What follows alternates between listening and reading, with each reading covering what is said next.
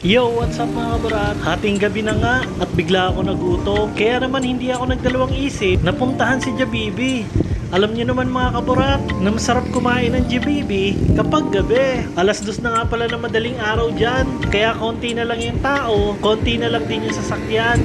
Kaya tara na mga kabarat, puntahan na natin si Jollibee at pasok na tayo. At ito nga, nakapasok na nga ako at ready na ako mag-order. Hindi ko nga alam kung anong kakainin ko. Kung magbo-burger ba ako o mag-spaghetti ako. Kasi alam nyo ba, nung gabi na yan, takam na takam ako sa french fries. Kaya naman napagdesisyonan ko mga kaburat, nabilhin ko na lang yung tatlo. Burger, spaghetti, at french fries. Nagkikrave talaga ako ngayong gabi. Kayo mga kaburat, ano yung gusto nyo kinakain pag gabi? Comment nyo nga sa comment section kung anong masarap kainin ng hating gabi. At yan, sa wakas naka-order na nga pala ako mga kaburat. 02069 ang number ko. Grabe kung iisipin mo, ang tagal ko pang maghihintay sa pagbabalik mo. Hanggang kailan kaya ako maghihintay? Ay, sorry, wala nga pala akong inaantay. Kasi mag-isa lang ako dyan. Wala nga pala akong kasama at hindi na rin ako nagsama. Kasi natatandaan ko nga dati na kapag may kasama ako, imbis na kainin ko yung in-order ko, yung kasama ko yung nakakain ko. Joke lang.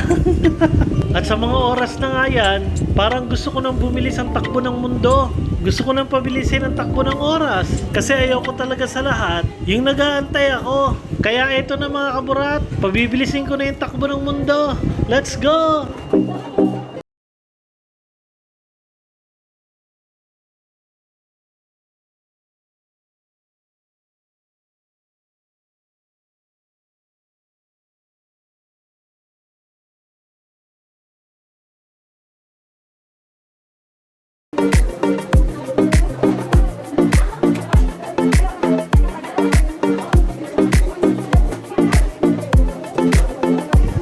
At ito na nga mga kaburat, tinawag din nila yung number ko. Ang tagal ko rin nagantay dyan, kaya nakasimangot na ako. Kaya naman dali-dali ako pumunta ng claim section. Kasi gutom na talaga ako. At may nauna pa nga pala sa akin. Kaya tinanong ko agad si ate kung ito na ba talaga yung order ko. Nakalimutan nga pala nilang balutin ang order ko. Pero okay lang yan. Saludo pa rin ako sa mga crew ng Jollibee. Sa dami-dami pa naman kumakain sa kanila.